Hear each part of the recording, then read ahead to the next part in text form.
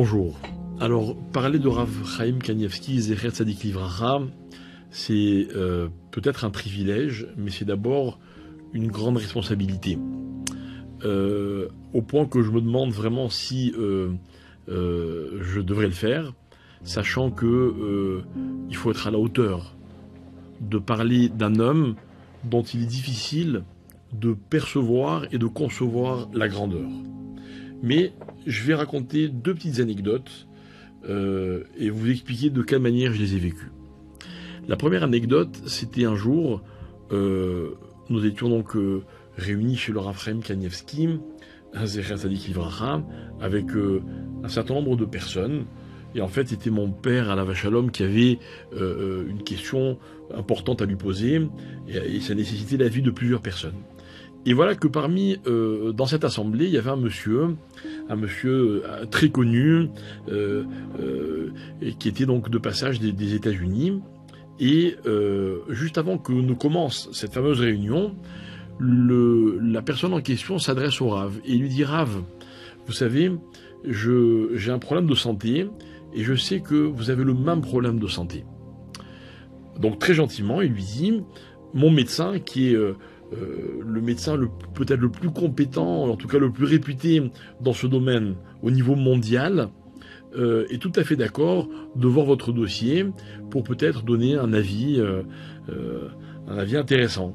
Et donc pour cela, il dit au Rav: j'ai besoin que vous me donniez le nom de votre médecin pour que nos deux docteurs se mettent en contact. Silence. Donc cet homme demande au Rav, il dit: alors qui est le médecin du Rav? Et le Rav le regarde dans les yeux et lui dit: un Ribono Shel Olam, le maître du monde. Donc évidemment tout le monde sourit, il y a un petit silence un peu gêné, et voilà que cet homme revient à la charge en disant: d'accord, mais comment s'appelle votre docteur? Et le Rav le regarde toujours avec le même sérieux et lui dit: Ribono Shel Olam. Une troisième fois, l'homme pose la question. Au bout d'un moment, je crois qu'il était le petit-fils du Rav qui était présent, il lui dit: arrête. Il t'a répondu, le Rav n'a pas de médecin attitré, il a confiance en Hachem, c'est lui qui le guérira s'il doit le guérir, tu peux arrêter de poser ta question. Alors, cette anecdote, elle m'a fait réfléchir, comme tous ceux qui la connaissent. En effet, la Torah autorise que l'on aille voir un médecin. Mais je crois que parmi les qualités du Rav Chaim Kanievski, il y avait ce côté entier. Je vais expliquer ce que ça veut dire le côté entier.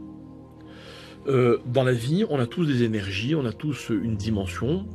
Malheureusement, ce qui nous affaiblit très souvent, c'est qu'on est très divisé. On met un peu de nos énergies dans tel domaine, un peu de nos énergies dans tel autre domaine, on fait un peu de bien, un peu de moins bien, etc., etc. Et finalement, on s'éparpille. Et en s'éparpillant, on n'arrive plus à être vraiment authentique.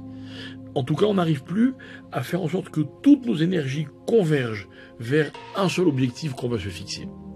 Le Rav Chaim Kanievski faisait partie de ces hommes capables d'être entiers dans ce qu'il faisait. Et ce qu'il faisait, c'était la Torah. Et c'est donc pas seulement l'étude de la Torah, mais c'était également de vivre la Torah. Et puis si lui, il avait décidé de faire confiance à Hachem, notamment pour sa santé, alors il faisait confiance à Hachem, et uniquement à Hachem. Encore une fois, il a déjà été soigné, il avait des médecins qui venaient le voir, quand il fallait l'intervention d'un docteur, il l'acceptait. Mais a priori, il était convaincu que sa vie était entre les mains d'Hachem. Et moi, en tout cas, j'avais été impressionné, non pas de la réponse, on aurait presque pu la deviner, mais la conviction et le sérieux avec laquelle il disait la chose. Il ne l'a pas dit pour donner une leçon, il n'a pas dit cette chose-là parce que c'était la réponse qui s'imposait de la part d'un Rav de sa dimension, il l'a dit parce qu'il le ressentait vraiment. Et en fait, on sait tous ceux qui ont un jour eu le privilège de s'approcher physiquement du Rav, vous diront que le Rav, il étudiait tout le temps, toute sa vie il étudiait. Quand on voit la quantité de Torah qu'il étudiait tous les ans, on comprend bien qu'il ne faut pas s'arrêter une seconde d'étudier. Combien d'énergie un homme peut mettre dans l'étude de la Torah? Pour lui, c'était quasiment illimité. Pourquoi? Parce qu'il était entier, parce que toute sa vie, c'était ce qu'il faisait. Toute sa vie, c'était ce qu'il pensait, et toute sa vie, c'était ce qu'il disait.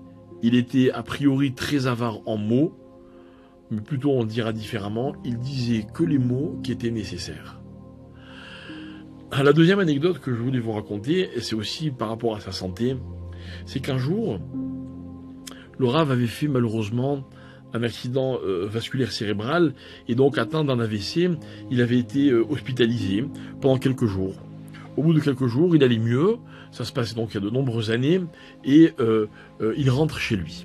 Pendant son absence, et cette histoire c'est son petit-fils, donc c'est lui l'acteur principal de l'histoire, ils avaient décidé, sa famille, de changer le lit du Rav.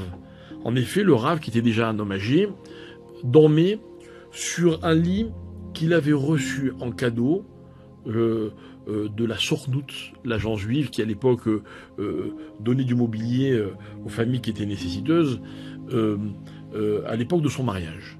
Et le lit, c'était un lit comme on trouvait dans les internats en Israël, que ce soit les yeshivot, même à l'armée, c'était des lits en fer avec une planche de bois, et sur la planche de bois, il y avait un petit matelas de quelques centimètres d'épaisseur. Et le Rav, toute sa vie, et la rabbinite, ont dormi sur ces lits qu'ils avaient reçus au moment de leur mariage. Vu l'état de santé du Rav et sa fragilité, la famille avait donc décidé de changer le lit du Rav et de lui acheter un lit plus confortable, avec un matelas un peu plus confortable, donc adapté à son état de santé. Le Rav rentre de l'hôpital, arrive l'heure où il va devoir aller se coucher, il rentre dans sa chambre et il demande à son entourage, il demande la question suivante, il dit « Où est mon lit ?» Alors on lui dit, le voilà. Il dit, non, c'est pas ça mon lit. Et sa famille lui répond, non, on a changé ton matelas et ton lit pour que ce soit plus confortable, pour que tu dormes mieux, tu as besoin de te reposer. Et le Rav leur dit, non, je ne dormirai que dans mon lit. Quelqu'un lui répond, mais on l'a jeté. Alors le Rav dit, allez le chercher, sinon j'irai pas me reposer, j'irai pas dormir. Et on est allé chercher le lit et le matelas, et on les a retrouvés. Et on le a rendu, et il est allé se coucher. Et en fait, un Rav de cette dimension nous apprend quoi? Pas que le confort, évidemment, on ne doit pas chercher, on va dire, un excès de confort. Non. Que dans la vie, c'est une valeur de se suffire du minimum. Il avait le matelas, le lit confortable. Il n'y a rien de grave à avoir un lit confortable, à son âge en plus. Mais le Rav ne voulait pas. Il ne voulait pas s'habituer.